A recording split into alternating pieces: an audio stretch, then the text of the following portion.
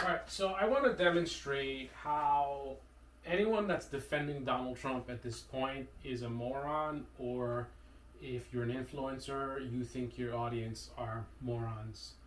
And anyone falling for the narratives that's coming down from the Republican establishment, these corrupt politicians about that this is political and they're just trying to stop Donald Trump, I'm going to put that to rest based on not my feelings about the matter, but facts.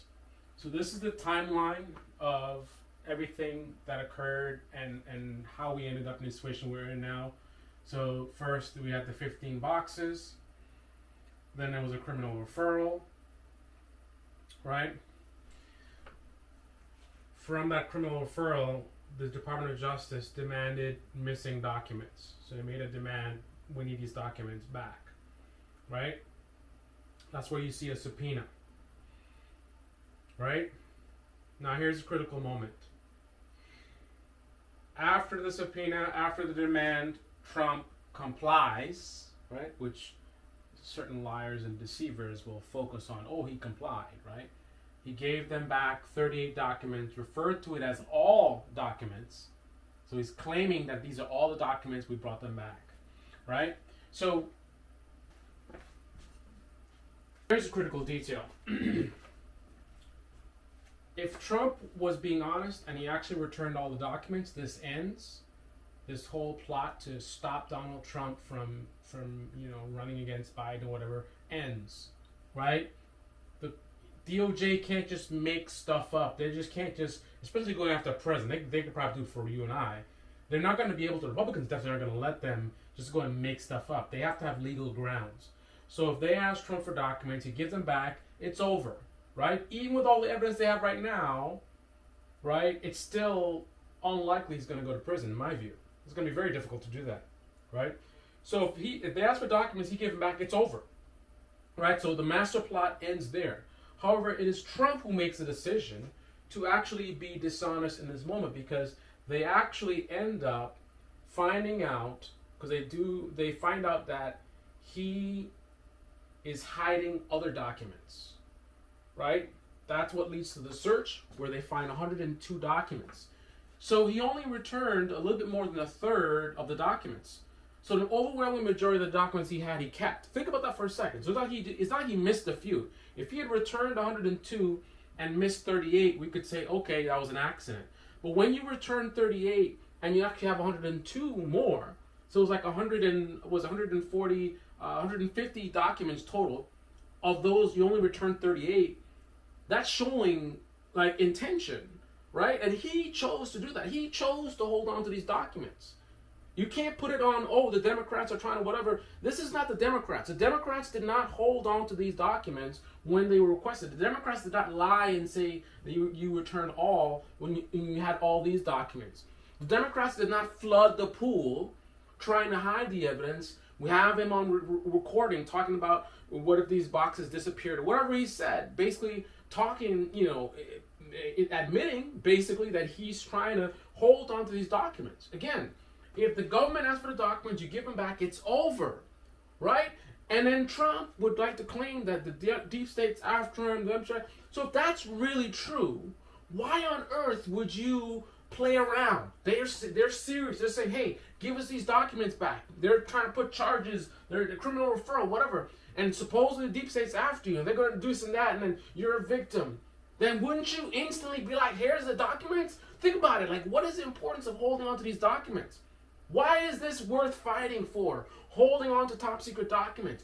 Give the fucking documents back when they ask for it, and that kills the whole case. No, he chooses to hide these documents. Hold on to these 102 documents. Hiding them, moving them around, and that's what leads to charges.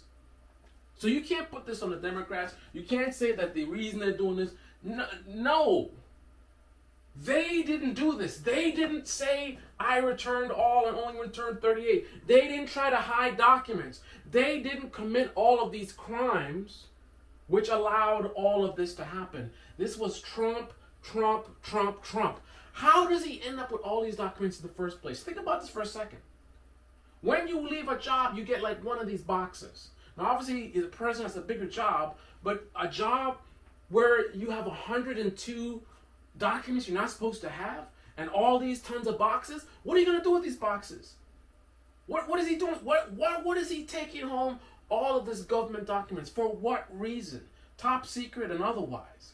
Now, any kind of personal stuff shouldn't be anywhere near the amount of stuff that we're seeing. What is he up to? What is he doing? He did this. He took these documents. He lied about saying he returned all when he only returned 38 and there was 100 and something more. He was talking about how can we hide this and somebody flooding the pool. This is Trump, Trump, Trump. All over this is Trump. So if anything, Trump is the one who put himself in this situation. So if you want to say somebody trying to set up Trump, Trump's the one. We figured it out. Trump set himself up to supposedly potentially go to prison. I don't think he's actually going to go to prison. But he set himself up to be in all this mess, which, by the way, he's making millions of dollars from this, right? Going around, oh, they're trying to get me. Don't fall for it. You guys are smarter than that. You can like Trump, you can like his policies, you can think he was the best president in the world, but when he has these documents, they ask him for the documents, lies about returning them all, only returns a third of them, and then trying to hide and moving them around. This is him. He did this. Just like a lot of stuff all the other stuff that he's done, he puts himself in these situations.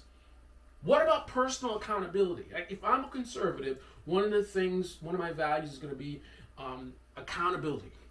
Right? Don't put it on the government and blaming other people. Stand up, be a man up, take responsibility for your actions. Right? So government asks for documents, you don't give them back. You're wrong. You accept what you get. You don't ask people to give you money so that you can defend yourself because you chose to do this nonsense. Right? A real man would stand up on his own and be like, I screwed up. I'm not saying you got to say this to you guys, but internally, I screwed up. All right, let's see what I can do to minimize the damage or whatever. But to come out here, they're coming after me and this, and the next thing they're going to come after you. They didn't do this. This is Trump. This is all him. If he had returned all the documents from the beginning, well, let's start with the beginning. If he never took them home in the first place, why you want all those documents? None of this would have happened, right? If he had returned all of them when they asked for it in the beginning, none of this would happen. But of course, they can play games, right? Oh, yeah, we were cooperating, and then they were asking us stuff. And then the thing about it is they didn't give us a chance, and we didn't know which ones, and then the thing that, and that. And then you got him on tape admitting that he knows he's not supposed to have this, right? All the conspiracy theory people, now there's a big conspiracy.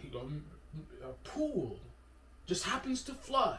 And I don't know what this stuff is. There was a flood, and remember during the election, there was some kind of flood or a leak somewhere, and they're trying to steal the election. Now there's a flood in Mar-a-Lago. Those same people, they got nothing to say. Right? You can like Trump, you can like his policies, you can think he was the best president ever, but you cannot defend this. And you have to recognize the people with the loudest voices defending this, they don't believe in this. Look at them on TV when they ask questions and they dance around and, Obama and Clinton and, yeah, this is fine, man, nothing to be seen here. And, come on, man. They think you're stupid. They know that this is nonsense, that Trump is wrong. And when they go on CNN and they sit there, Trump, who do you think they're doing that for? They're not trying to convince liberals. They're making an ass out of American conservatives.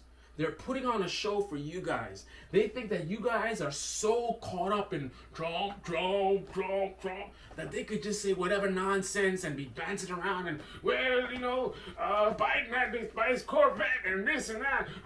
Come on, guys.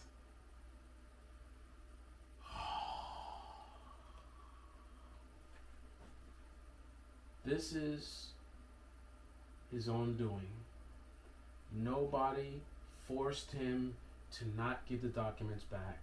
No one forced him to move them around and try to hide them. No one forced him to show the documents to random people who didn't have security clearance, putting our troops at risk, putting our country at risk. No one forced Trump to betray the United States of America. He chose to do this.